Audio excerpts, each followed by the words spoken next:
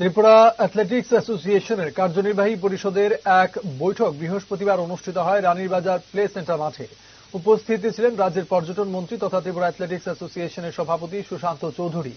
উপস্থিত ছিলেন অ্যাসোসিয়েশনের অন্য কর্মকর্তাগণ। এদিনের বৈঠকে 54তম রাজ্যভিত্তিক প্রতিযোগিতা এবং জেলা ভিত্তিক প্রতিযোগিতার আয়োজন সম্পর্কে বিস্তারিত আলোচনা হয়। পর্যটন মন্ত্রী সুশান্ত চৌধুরী 54তম রাজ্যভিত্তিক প্রতিযোগিতার আয়োজনে ব্যক্তিগত তরফ থেকে 1 লক্ষ টাকা ও জেলা ভিত্তিক পর্যায়ের আয়োজনের জন্য 10,000 টাকা করে প্রতিটি জেলায় আর্থিক সহায়তা প্রদান করার ঘোষণা করেন।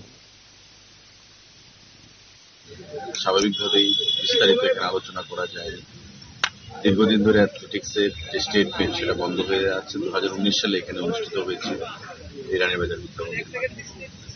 আগামী মাসে আমরা আবার এই অ্যাথলেটিক্স স্টেট মিট এই মাসে অনুষ্ঠিত করব। তার আগে জেলা স্তরের যে স্টেট মিটে আমাদের জেলা স্তরের যে মিটগুলো সেগুলো সম্পন্ন।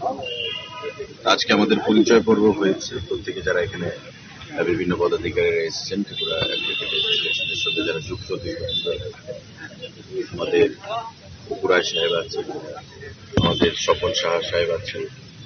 ছোট্ট রাজ্য খেলাধুলার ক্ষেত্রে অনেক ট্যালেন্ট আমাদের রয়েছে এবং ওই ট্যালেন্টগুলোকে বের করে এনে জেলা স্তর থেকে রাজ্য স্তর এবং পরবর্তী সময় ন্যাশনাল স্তরে গিয়ে ত্রিপুরার হয়ে মেডেল আনা এবং খেলাধুলার জগতে নিজেকে মেলে ধরা।